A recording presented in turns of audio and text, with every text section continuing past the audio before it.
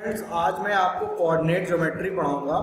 ये class 10th का chapter है और सीबीएसई और एसएससी बोर्ड दोनों में आता है और बोर्ड एग्जाम में इसका जो वेटेज है करीबन 8 से 10 नंबर का वेटेज है इसका। तो अब शुरू करते हैं कोऑर्डिनेट ज्योमेट्री। अब यहाँ पे कोऑर्डिनेट ज्योमेट्री है क्या, ये बताया गया हुआ है। अब यहाँ पे लिखा हुआ है coordinate geometry is the branch of geometry in which two numbers called coordinates are used to locate the position of a point in a plane। मतलब यहाँ पे कोऑर्डिनेट ज्योमेट्री जो है ज्योमेट्री की एक ब्रांच है जहाँ पे हम किन्हीं दो नंबरों को, जिनको हम कोऑर्डिनेट्स कह सकते हैं, उनको हम क्या करते हैं, उनको हम लोकेट करते हैं या उनकी पोजीशन को प्लेन के अंदर जो है लोकेट करते हैं। तो अब सबसे पहली बात आती है कि प्लेन क्या होता है। प्लेन जिसमें भी जिसमें सिर्फ दो डायमेंशन हो, एक लेंथ और दूसरी ब्रेथ सिर्फ हो, उसको हम प्लेन बोलते हैं। जैसे कि ये जो है हमारी ब्रेथ हो गई और ये जो है हमारा लेंथ हो गया, तो ये जो है ये जो फिगर है ये हमारा प्लेन है। अब कोऑर्डिनेट ज्योमेट्री में दो एक्सेस हम लेते हैं, जो जैसे कि जो हमारा एक्स एक्सिस है वो हमारा हॉरिजेंटल होगा और जो वाई एक्सिस है वो हमारा वर्टिकल होगा। इस तरह से हम प्लेन को रिप्रेजेंट करते हैं। अब प्लेन के अंदर किन्हीं भी दो नंबर्स को हम रिप्रेजेंट कर सकते हैं जिनको हम कोऑर्डिनेट्स कहते हैं। जैसे अगर हमको 2,3 अगर रिप्रेजेंट करना हो प्लेन के अंदर, तो हम कैसे करेंगे, ये जो 2 है इसको हम एक्स एक्सिस पे और जो 3 है उसको हम वाई एक्सिस पे मार्क करेंगे और यहाँ से हम एक परपेंडिकुलर डालेंगे और यहाँ से भी हम एक परपेंडिकुलर डालेंगे और ये दोनों परपेंडिकुलर जहाँ पे कट करेंगे वो जो पॉइंट होगा वो हमारा 2,3 हो जाएगा। इस तरह से हम किन्हीं भी दो कोऑर्डिनेट्स को प्लेन के अंदर क्या कर सकते हैं, रिप्रेजेंट कर सकते हैं। अब इसके बाद बारी आती है प्लेन में। प्लेन को ये जो एक्सिस होती हैं, एक्स एक्सिस और वाई एक्सिस, प्लेन को ये बराबर 4 इक्वल पार्ट्स में डिवाइड कर देती हैं। तो ये जो पहला पार्ट होता है इसको हम फर्स्ट क्वाड्रेंट बोलते हैं और जो दूसरा पार्ट होता है उसको हम सेकेंड, फिर तीसरे पार्ट को थर्ड और चौथे पार्ट को फोर्थ क्वाड्रेंट बोलते हैं। अब ये बात हो गई क्वाड्रेंट की। क्वाड्रेंट के बाद अगर हम एक्स एक्सिस पे राइट हैंड साइड चलते हैं तो हम जो भी पॉइंट्स लेंगे वो पॉजिटिव होंगे और वाई एक्सिस पे अगर हम ऊपर की ओर चलते हैं, इधर की ओर, तो वो भी प्लस होता है, वो भी जो है ना पॉजिटिव होगा। अब इसका मतलब क्या हुआ, फर्स्ट क्वाड्रेंट पे जो भी नंबर्स होंगे या जो भी पॉइंट्स होंगे वो दोनों के दोनों क्या होंगे, पॉजिटिव। अब इसी तरीके से जो सेकंड क्वाड्रेंट होगा, सेकंड क्वाड्रेंट में जो है आपका जो वाई एक्सिस है, वाई एक्सिस यानी कि ऊपर की ओर, ये हमारा पॉजिटिव होगा और लेफ्ट हैंड साइड पे जो एक्स एक्सिस है वो जो है हमारा निगेटिव होगा। इसका मतलब जो सेकंड क्वाड्रेंट है उसमें जो पॉइंट्स होंगे वो कैसे होंगे, एक्स हमेशा निगेटिव होगा और वाई हमेशा पॉजिटिव होगा। तो वो कहाँ पड़ेगा, सेकंड क्वाड्रेंट में पड़ेगा। अगर दोनों पॉजिटिव होंगे एक्स और वाई तो वो फर्स्ट क्वाड्रेंट पे पड़ेंगे। अच्छा, अब यहाँ पे ये समझते हैं ये जो बीच वाला पॉइंट है उसको हम क्या बोलते हैं, ओरिजिन बोलते हैं। और ओरिजिन से राइट हैंड साइड जो होता है, जो एक्स एक्सिस होती है, उसको हम पॉजिटिव एक्स एक्सिस बोलते हैं, पॉजिटिव एक्स एक्सिस बोलते हैं। और जो लेफ्ट हैंड साइड होती है एक्सिस, उसको हम निगेटिव एक्स एक्सिस बोलते हैं, निगेटिव एक्स एक्सिस बोलते हैं। और ओरिजिन से जो ऊपर की ओर होती है वाई एक्सिस, उसको हम पॉजिटिव वाई एक्सिस बोलते हैं और जो नीचे की ओर होती है उसको हम निगेटिव वाई एक्सिस बोलते हैं। अब इस तरह से हमने ये देखा कि फर्स्ट क्वाड्रेंट पे जितने भी पॉइंट्स होंगे दोनों पॉजिटिव होंगे, सेकंड क्वाड्रेंट में एक्स वाला पार्ट जो है निगेटिव होगा और वाई वाला पार्ट पॉजिटिव होगा। इसी तरीके से जो है हमारा जो थर्ड क्वाड्रेंट है वहाँ पे क्या होगा, दोनों निगेटिव होंगे, यानी एक्स भी निगेटिव होगा और वाई भी हमारा निगेटिव होगा। और फोर्थ क्वाड्रेंट पे क्या होगा, एक्स हमारा पॉजिटिव होगा और वाई हमारा निगेटिव होगा। अब यहाँ पे दूसरा पॉइंट लिखा हुआ है एप्सिका एंड ऑर्डिनेट। अब एप्सिका और ऑर्डिनेट क्या होता है, एक्स एक्सिस पे जो पॉइंट्स होते हैं, जो डिस्टेंस होती है, जैसे हमने यहाँ पे लिया था 2,3, यानी कि वो जो पॉइंट था वो था हमारा ए, यहाँ पे था, ये जो पॉइंट है 2,3 है, तो जो 2 है उसको हम एप्सिका बोलेंगे और जो 3 है वो हमारा ऑर्डिनेट है। अब एप्सिका का मतलब यहाँ पे ये हो गया कि ओरिजिन से ये जो 2 है उसकी जो डिस्टेंस है उसको हम एप्सिका बोलते हैं, और जैसे यहाँ पे 3 है यानी ओरिजिन से 3 यूनिट्स की दूरी जो होती है वाई एक्सिस पे, उसको हम ऑर्डिनेट बोलते हैं। अब इसके बाद हम लोग आगे बढ़ते हैं सेकंड स्लाइड पे। सेकंड स्लाइड में हमने जो टॉपिक डाल रखा है वो है रिफ्लेक्शन ऑन एक्सिस। अब रिफ्लेक्शन क्या होता है, जब कोई भी ऑब्जेक्ट, जैसे यहाँ लिखा हुआ है when an object is placed before a plane mirror the image formed is at the same distance behind the mirror as the object is in front of it. मतलब यहाँ पे ये हुआ कि अगर कोई मिरर है, जैसे हम यहाँ पे मिरर बना लेते हैं, ये हमारा एक मिरर है और इसके सामने कोई ऑब्जेक्ट रखा हुआ है, ये कोई एक ऑब्जेक्ट है, तो इसकी जो इमेज बनेगी वो मिरर के अंदर बनेगी और मिरर से जो ये डिस्टेंस है और मिरर के अंदर जो इमेज से और मिरर की जो डिस्टेंस है, ये दोनों डिस्टेंस आपस में क्या होंगी, बराबर। अब बारी आती है प्लेन में, अगर प्लेन में अगर हम रिफ्लेक्शन कर रहे हैं, यानी कि कोऑर्डिनेट एक्सिस पे या कोऑर्डिनेट ज्योमेट्री में जब रिफ्लेक्शन होगा किसी एक एक्सिस से या एक्स एक्सिस से या वाई एक्सिस से या ओरिजिन से, तो क्या होगा, तो हमें कौन से पॉइंट्स मिलेंगे, ये अब हम समझेंगे। अब इसको समझने के लिए हम सबसे पहले देखते हैं, कोई एक पॉइंट ले लेते हैं और उसका रिफ्लेक्शन पॉइंट निकालते हैं वाई एक्सिस पे, ठीक है। अब वाई एक्सिस जो है हमारा ये होता है। अब वाई एक्सिस में जो इक्वेशन होती है, यानी कि वाई एक्सिस की जो इक्वेशन होती है वो क्या होती है, x इज इक्वल टू 0, क्योंकि वाई एक्सिस पे कोई भी पॉइंट अगर हम ले लें तो x हमेशा क्या होगा, 0 होगा। अब उसी तरीके से अगर हम x एक्सिस पे कोई भी पॉइंट ले लें तो y हमेशा 0 होगा, इसलिए x एक्सिस की जो इक्वेशन होती है वो y इज इक्वल टू 0 होती है और y एक्सिस की जो इक्वेशन होती है वो क्या होती है, x इज इक्वल टू 0।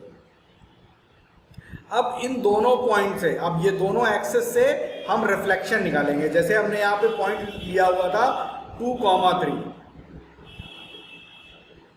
तो 2 हमारा यहाँ पे और 3 हमारा यहाँ पे है, तो ये दोनों इंटरसेक्ट करेंगे, यहाँ पे करेंगे, तो ये पॉइंट हमारा 2,3 हो गया। अब रिफ्लेक्शन की डेफिनेशन के हिसाब से अगर मिरर से ऑब्जेक्ट से मिरर की दूरी और मिरर से इमेज की दूरी हमेशा बराबर होगी, जो डिस्टेंस होगी वो हमेशा बराबर होगी। कहाँ से डिस्टेंस होगी, ऑब्जेक्ट से मिरर की डिस्टेंस और मिरर से इमेज की जो डिस्टेंस होगी वो हमेशा इक्वल होगी। तो जैसे यहाँ पे हमने पॉइंट ले लिया 2,3, अब 2,3 को अगर हम y एक्सिस पे मिरर रख दें, हमने क्या किया, y एक्सिस पे मिरर रख दिया, तो इसका जो रिफ्लेक्शन होगा वो रिफ्लेक्शन पॉइंट जो होगा, जो दूसरा पॉइंट मिलेगा वो कहाँ मिलेगा, सेकंड क्वाड्रेंट पे मिलेगा, ठीक है। ये जो पॉइंट है ये फर्स्ट क्वाड्रेंट पे है, तो मिरर अगर बीच में रखा हुआ है तो इमेज कहाँ बनेगी, इमेज सेम डिस्टेंस पे बनेगी।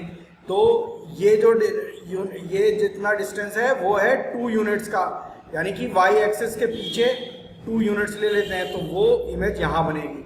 और वहाँ पे जो कोऑर्डिनेट्स होंगे वो क्या होंगे, ये हमारा क्या है, -2 है और y क्या है हमारा 3 है, यानी कि 2,3 अगर y एक्सिस पे जो है रिफ्लेक्शन होगा, यानी y एक्सिस पे मिरर रखा जाए और 2,3 का जो रिफ्लेक्शन पॉइंट होगा वो क्या हो जाएगा, -2,3। अब इससे हम ये देख सकते हैं कि अगर कोई भी पॉइंट का अगर हम रिफ्लेक्शन निकालेंगे तो y एक्सिस पे निकालेंगे तो क्या हो रहा है कि हमारा x जो है निगेटिव हो जाएगा और y हमेशा पॉजिटिव रहेगा। अगर x और y है कोई एक पॉइंट है, उसका हम वाई एक्सिस से रिफ्लेक्शन निकालेंगे, तो क्या होगा कि जो एक्स होगा वो उसका साइन चेंज हो जाएगा। क्या हो जाएगा? उसका साइन चेंज हो जाएगा। क्यों हो जाएगा चेंज? देखिए यहाँ पे फर्स्ट क्वाड्रेंट पे जब था पॉइंट, तो हमने यहाँ पे देखा कि जो x और y दो पॉइंट थे यानी 2,3 थे, उनमें क्या हुआ -2,3 हो गया। अब मान लीजिए -2,3 है, यहाँ पे पॉइंट हमारा क्या है -2,3 है, और मिरर इधर रखा हुआ है और ये ऑब्जेक्ट है, ये हमारा ऑब्जेक्ट हो गया और इमेज जो है हमारी ये हो गई।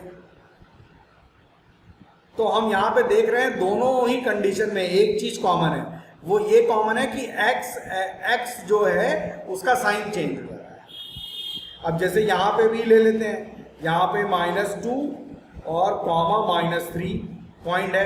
अब इसका जो रिफ्लेक्शन हो पॉइंट हो जाएगा वो क्या हो जाएगा +2 कॉमा -3 हो जाएगा, क्योंकि ये भी 2 यूनिट है और ये भी 2 यूनिट है।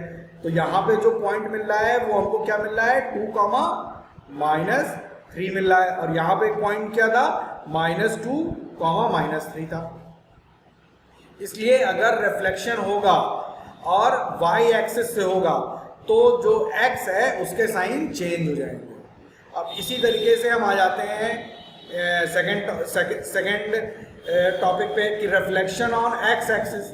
अगर अब रिफ्लेक्शन हम देखें कि x एक्सिस पे क्या होगा, तो यहाँ पे हमने कॉमन पॉइंट लिया था 2,3, ये हमने 2,3 ले लिया। अब इसका जो है हमने रिफ्लेक्शन निकाला x एक्सिस पे, तो जब x एक्सिस पे निकाला तो ये कितनी दूरी है 1 2 3, यानी कि 1 2 एंड 3 यहाँ पे पॉइंट मिला, यहाँ पे पॉइंट क्या मिला 2 कॉमा -3 मिल गया। तो जब y एक्सिस जब x एक्सिस से रिफ्लेक्शन हुआ तो जो y के कोऑर्डिनेट है या y का जो साइन है वो चेंज होगा, वो जो है हमारा चेंज हो जाएगा, यानी कि y के कोऑर्डिनेट चेंज हो जाएंगे। यानी अगर पॉइंट हमारा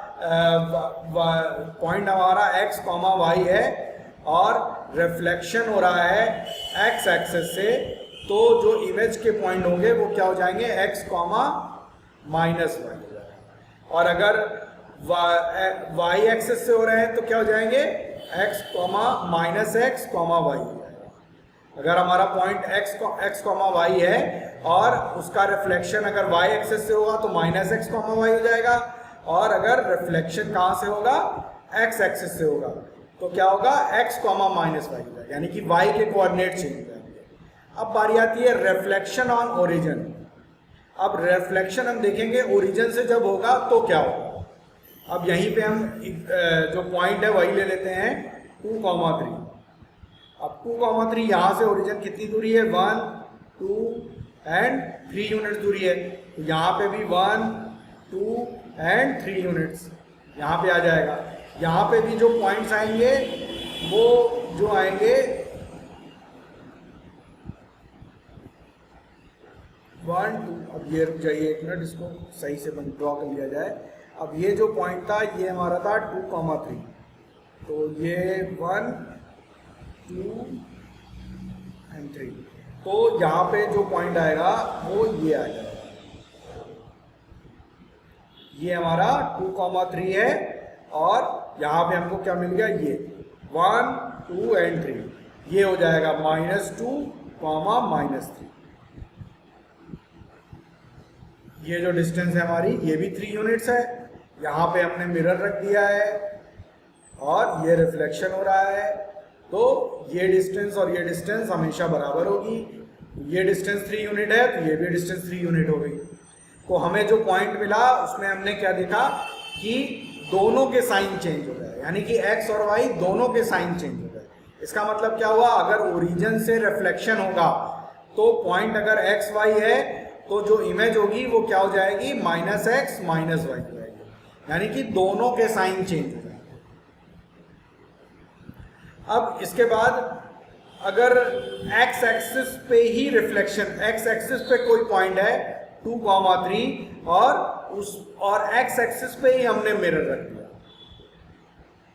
तो इसकी इमेज की जो डिस्टेंस होगी वो क्या हो जाएगी बिल्कुल 0 के बराबर हो जाएगी, यानी कि 2,3 ही अपनी इमेज खुद हो जाएगा।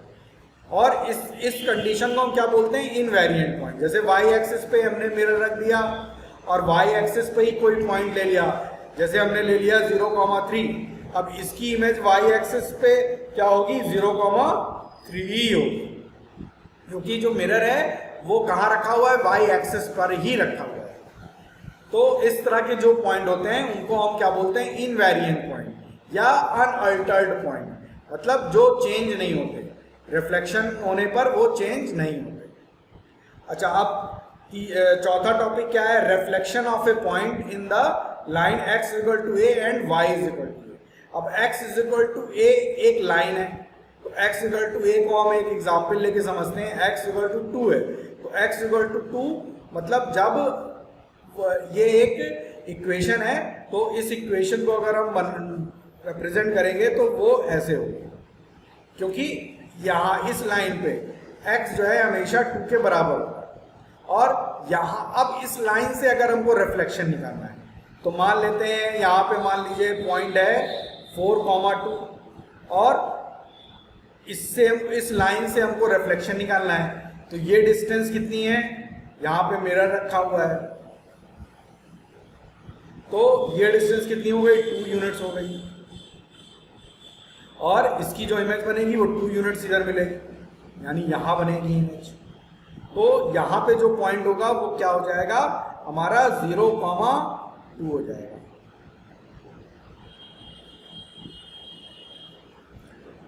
अब इस तरह से हम जो है x इक्वल टू a और y इक्वल टू a के से जो लाइन होगी उससे हम इमेज निकाल सकते हैं। जैसे ये 4,2 थी, तो इसकी इमेज कहाँ बन जाएगी, 0,2 हो जाएगी। अब इसी तरीके से y इक्वल टू a है, तो y इक्वल टू a कोई एक लाइन है, तो हम इसको बना लेते हैं y इक्वल टू a, यानी कि y इक्वल टू 2 की जो y इक्वल टू 2 ले लेते हैं, तो जो लाइन बनेगी वो ऐसे बन जाएगी। अब इससे हम रिफ्लेक्शन निकालते हैं, यहाँ पे हमने पॉइंट ले लिया 0,4। अब इसका जो रिफ्लेक्शन है वो कहाँ होगा, अब यहाँ इस पॉइंट से जो ऑब्जेक्ट की दूरी है वो क्या है, 2 यूनिट्स हैं, और यहाँ पे जो मिरर अगर यहाँ रखा हुआ है तो इसके जो अंदर इमेज बनेगी वो भी 2 यूनिट्स दूर होगी मिरर से, 1 और 2, यानी कि ओरिजिन 0,0। इसकी जो इमेज बनेगी वो कहाँ बन जाएगी, 0,0।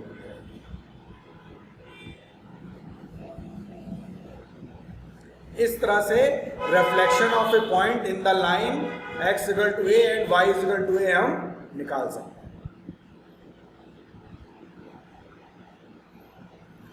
अब इसके भी कुछ फॉर्मूले हैं, वो मैं आपको बता देता हूँ। अगर x equal to a and y equal to a है, तो और x एक्सिस पे और y एक्सिस पे अगर हमको रिफ्लेक्शन निकालना है या ओरिजिन में रिफ्लेक्शन निकालना है, या हमको जो है ना इनवेरिएंट पॉइंट है उनका रिफ्लेक्शन निकालना है या ओरिजिन से निकालना है, तो इनके लिए कुछ फॉर्मूले हैं। अब मैं उनको बताऊंगा आपको फॉर्मूले कौन कौन से हैं। अब हमारे जो फॉर्मूले थे वो ये हैं, अगर रिफ्लेक्शन हो रहा है वाई एक्सिस पे तो क्या होगा, जो कोऑर्डिनेट हैं, जैसे मान लीजिए पॉइंट एक्स वाई है तो एक्स का साइन चेंज हो जाएगा, और अगर रिफ्लेक्शन हो रहा है एक्स एक्सिस से तो वाई के साइन चेंज हो जाएगा, अगर ओरिजिन पे हो रहा है तो एक्स और वाई दोनों के साइन चेंज हो जाएगा। इनवेरिएंट पॉइंट में कुछ नहीं होगा, सेम पॉइंट आंसर आ जाएगा। और reflection of a point in the lines x equal to a, y equal to a, ये अभी हमने आपको अभी एक्सप्लेन किया हुआ है। अब हम लोग आगे बढ़ते हैं।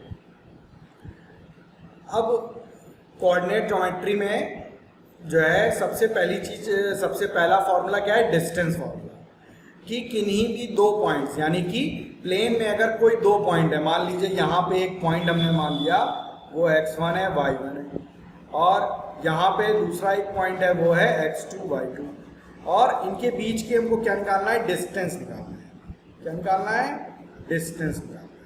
तो हम कैसे निकालेंगे, तो ये जो डिस्टेंस है हमारा वो है हमारा x1, और ये जो डिस्टेंस है हमारा ये हमारा है y1।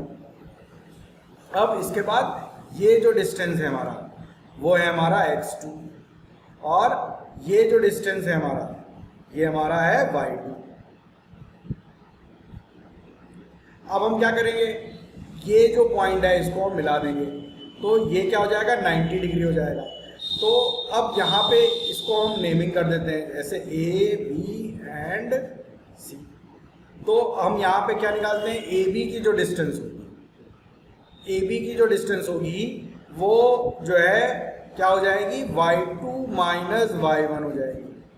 क्योंकि ये डिस्टेंस अगर हम ये पूरी डिस्टेंस में से इतनी डिस्टेंस अगर हम माइनस कर दें तो हमको ए बी की डिस्टेंस मिल जाएगी। तो A B is equal to क्या हो गया, y2 माइनस y1। अब इसी तरीके से जो है ना बी सी की जो डिस्टेंस होगी वो क्या हो जाएगी, ये इस पूरी डिस्टेंस में से हम इतनी डिस्टेंस माइनस कर देंगे, तो ये जो डिस्टेंस और ये डिस्टेंस बराबर है, इसका मतलब बी सी बराबर क्या हो जाएगा, x2 माइनस x1 हो जाएगा। अब यहाँ पे क्या लग जाएगा, पाइथागोरस। अब ये एक राइट एंगल ट्राइंगल है, तो AC का स्क्वायर इज इक्वल टू क्या होता है, AB का स्क्वायर प्लस BC का स्क्वायर होता है। अब AC जो है हमारी जो है दो पॉइंट्स A और C जो दो पॉइंट थे उनकी बीच की डिस्टेंस है। तो AC is equal to under root of AB का स्क्वायर प्लस BC का स्क्वायर हो जाएगा। तो इसका मतलब क्या हुआ, AC is equal to under root, अब AB का स्क्वायर, AB हमारा क्या है, y2 माइनस y1 है, तो हम ये लिख लेते हैं y2 माइनस y1 का होल स्क्वायर, और B2 और यहाँ पे क्या है, BC का स्क्वायर। अब BC क्या है, x2 माइनस x1 है, तो हम यहाँ क्या लिख देंगे, x2 माइनस x1 का होल स्क्वायर। ये हमारा क्या आ गया, डिस्टेंस फॉर्मूला। अगर हमें दो पॉइंट्स दिए हों, उनकी बीच की डिस्टेंस अगर हमको निकालनी हो तो हम इस फॉर्मूले से निकालें, y2 माइनस y1 का whole square plus x2 minus x1 का होल स्क्वायर का अंडर, ये हमारा डिस्टेंस फॉर्मूला है।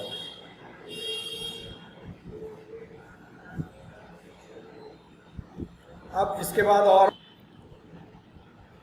अब डिस्टेंस फॉर्मूला अब हमने समझ लिया है। अब डिस्टेंस फॉर्मूला के बाद बारी आती है सेक्शन फॉर्मूला। सेक्शन फॉर्मूला को समझने के लिए हम यहाँ पे दो पॉइंट ले लेते हैं। जैसे यहाँ पे हमने एक पॉइंट ले रखा है A, जो कि x1 है और y1 है, और B एक पॉइंट है x2 और y2, और P एक पॉइंट है जो क्या है x, y। P जो है AB डिस्टेंस को m/n रेशियो में डिवाइड कर रहा है। जैसे कि AP और PB की जो डिस्टेंस है वो m और n है। तो अगर हमको सेक्शन फॉर्मूले का इस्तेमाल करके हम x और y, ये जो P के कोऑर्डिनेट्स हम निकालेंगे, तो अब इसको निकालने के लिए सबसे पहले हम ये देखते हैं कि ये जो दोनों ट्रायंगल हैं ना, ये जो पिंक ट्रायंगल है और ये जो ग्रीन ट्रायंगल है, ये दोनों में रिलेशन क्या है। तो ये एंगल और ये एंगल दोनों बराबर हैं, दोनों 90 डिग्री हैं, पहली चीज। दूसरी चीज, ये जो लाइन है एक्स एक्सिस के पैरेलल ये भी लाइन है और ये भी लाइन है।